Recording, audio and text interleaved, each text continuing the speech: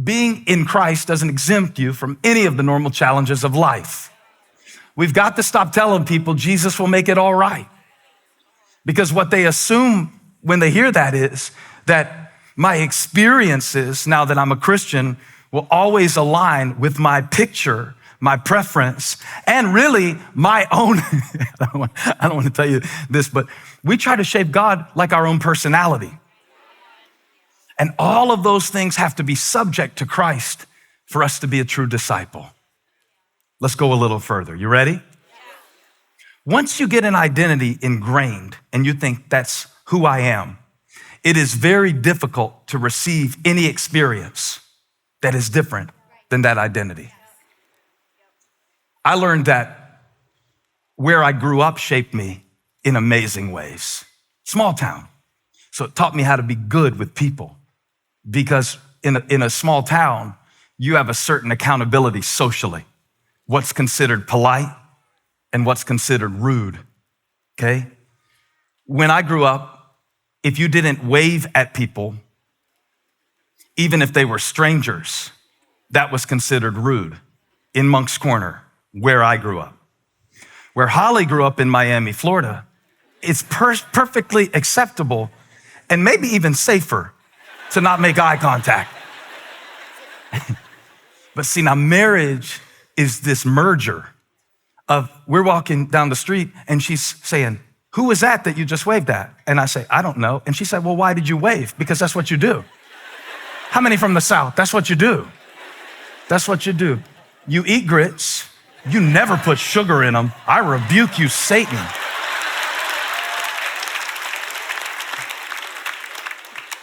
And you wave.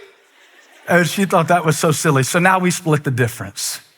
I only wave, about every 1 out of 3 times.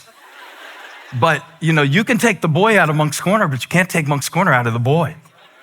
So I might see you one day in the mall and I just wave at you. It's not because I know you go to this church. I was just trained to wave at everybody. Just waving at everybody. And then we've kind of come together. So why do I bring that up? Because it is a perfect example of what's happening in Galatians, right? Paul is no longer in Turkey. This is central Turkey we're talking about, if you want to get a modern picture. He's no longer here in the flesh with the people, but he's still the shepherd.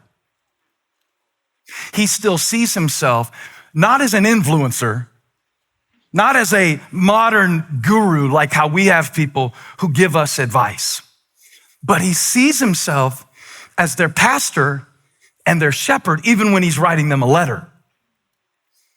And he really never stopped being a shepherd, no matter where his travels took him, no matter how much of the known world that he went to evangelize, no matter how many Gentiles that he preached to.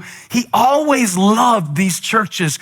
You could take Paul out of Galatia, but you couldn't get Galatia out of Paul. Every parent who is called a so-called empty nester understands what I'm saying. I'm not one yet, but I imagine if they come back after I send them away, I'll have to open the door. And I'm pacing myself for that, right? This thing is a marathon. I will still think you're doing something dumb when you're 50. You could be worth $1 billion and I'll still be like, are you sure that this is the job that has job security for you? Right? Don't you need something to fall back on? Because you can take the kid out the house, but you can never take the love out of the parent.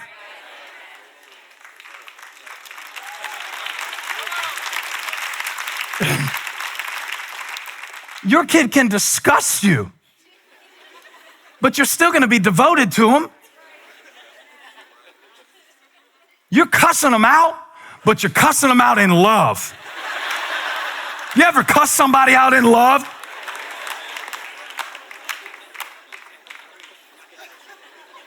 And now we're back to Galatians 3. Are you so foolish?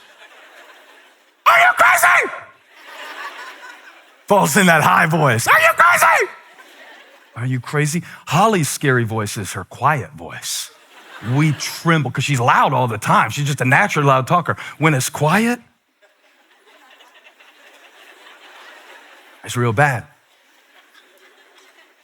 Are you so stupid? as to really go back to circumcision, the outward sign, and think that that's gonna get you to the end?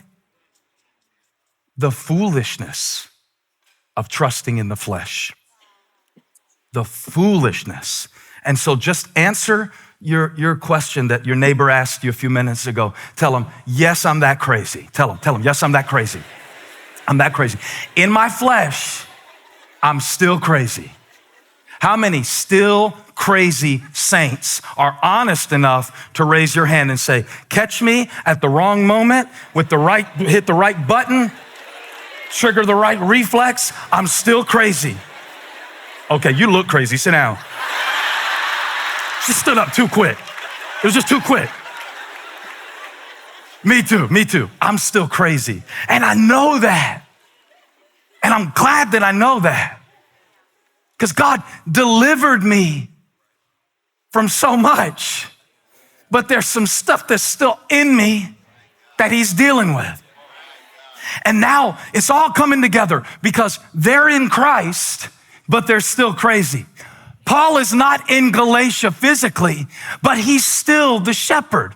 And he is doing something that shepherds do. He is directing the sheep. And he's directing the sheep, realizing sheep are not dolphins.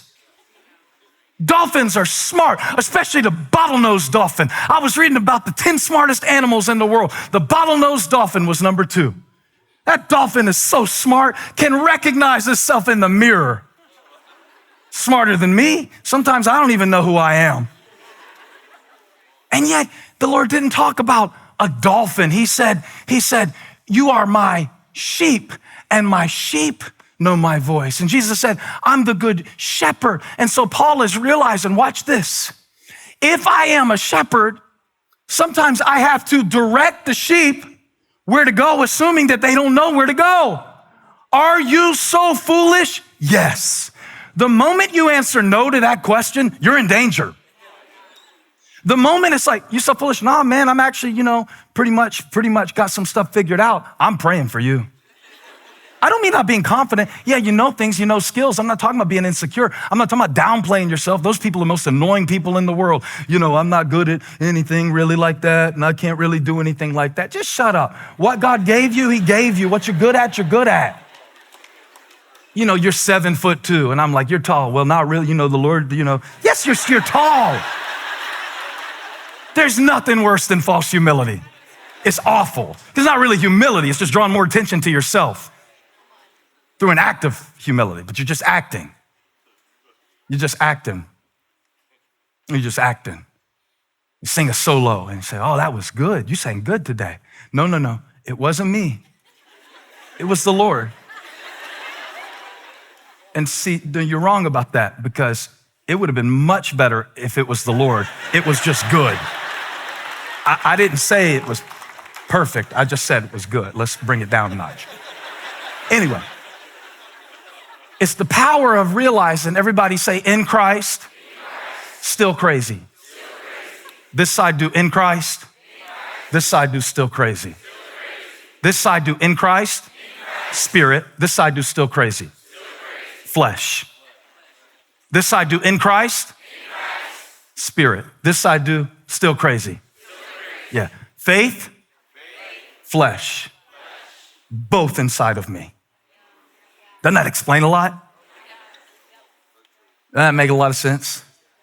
How some of y'all will road rage even before you get off the church property today. And it's all right.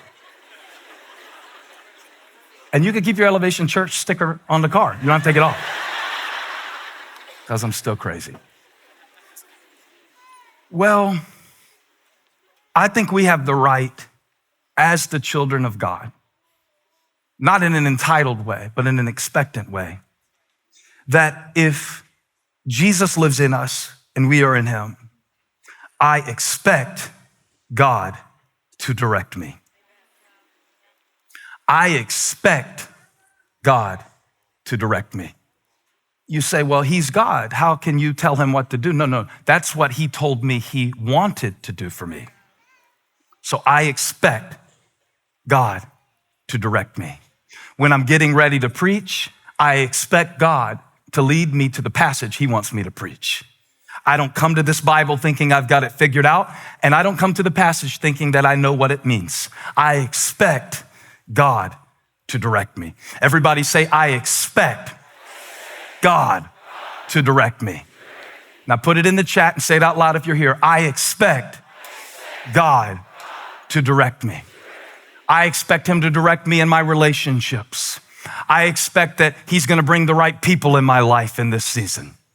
I not only want him to be the bouncer at the entrance, but the exit. I want him to decide and direct in my life who gets in and who goes out. And I expect God to direct me. I believe that every good and perfect gift comes from above. So I expect God to bring opportunities into my life. You say, that sounds cocky. No, I'm crazy. So I expect God to give me the opportunity because I know that it wasn't by my own power. It wasn't by my own strength. Nothing in my life makes much sense. When we wrote the lyric, I think it over and it doesn't add up. That's the math. When I think of what God has done, how many have the same testimony? And when I know how crazy I am, how crazy I can be, how many ways I've wandered along the path, how many left turns were a part of God getting me to the right place. You don't understand. I expect God to direct me in my future because the only reason I'm here right now is because of his faithfulness. So when something comes in my way, I don't stick my chest out. I bow my knee and I say, God, thank you for another gift. Thank you for another opportunity. Thank you for another reason. Thank you for another level. Thank you for another harvest. Thank you for another breakthrough. Thank you for another open door. Thank you for another open road. Thank you, thank you, thank you, thank you, thank you. I expect.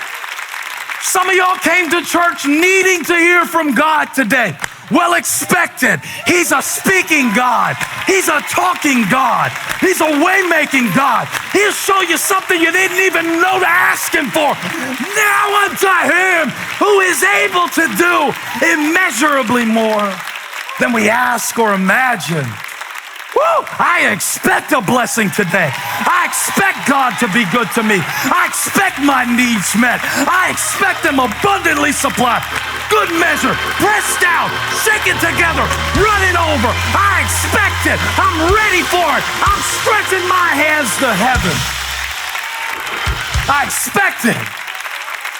I expect it. Touch 3 people. I expect it. I expect it. I hadn't had y'all touching each other lately because COVID, but we need to touch somebody right now so it can be contagious because somebody next to you lost their expectation because of their experience. But I don't come to God off an experience. I come to him because I know who he is. He said, I'm the bread of life. And so if he's the bread, I expect to be fed. He said, I'm resurrection. So if he is resurrection, I expect him to raise me. I expect it. I expect it. And I'm bracing for it. And I'm believing for it. And I'm trusting for it. And I'm grateful for it. I expect it. He said he was the vine, so that means if I'm in him, he's in me, and I will bear much fruit. I expect it. I expect it. Hey, thanks for stopping by my YouTube channel. I hope you were blessed today. If you were, share this with somebody. Like and subscribe and leave me a comment.